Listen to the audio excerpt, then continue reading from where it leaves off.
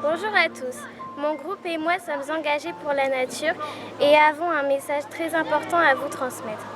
En effet, l'homme projette aujourd'hui tellement de déchets que de véritables continents de plastique risquent d'apparaître dans les océans. De plus, ce manque de respect envers la nature engendre la mort de nombreux animaux. Il est temps d'agir, car nous sommes tous concernés. Il faut que ça s'arrête. C'est à nous de décider du monde que nous laisserons à nos enfants et aux générations futures.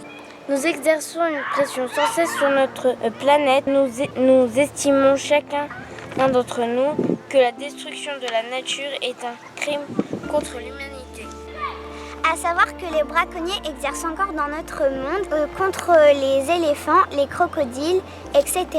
Il est temps que ça s'arrête. Les nombreux jets de déchets dans la nature, comme dans les mers et océans, qui mettent en péril d'innombrables vies innocentes, comme celle des tortues, des dauphins et j'en passe.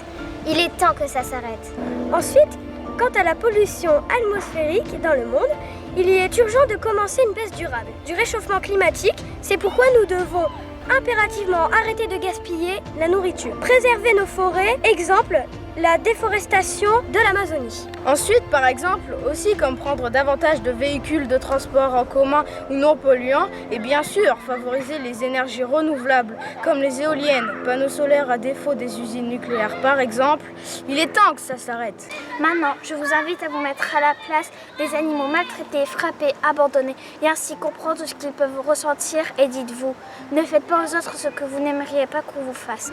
Il est temps que ça s'arrête. Nous vous recommandons de prendre davantage de précautions et de faire constamment attention au tri sélectif à vos gestes et actions du quotidien. Favorisez les véhicules non polluants, les transports en commun, les trajets en vélo et à pied, mais aussi augmenter le nombre de poubelles et de cendriers à disposition dans vos villes. Après, pensons à limiter les pesticides et engrais non naturels dans nos agricultures car ces derniers polluent énormément. L'idée de replanter des arbres serait-elle aussi très bénéfique? Alors nous proposons de créer un groupe de nettoyage de la nature pour notre ville demain.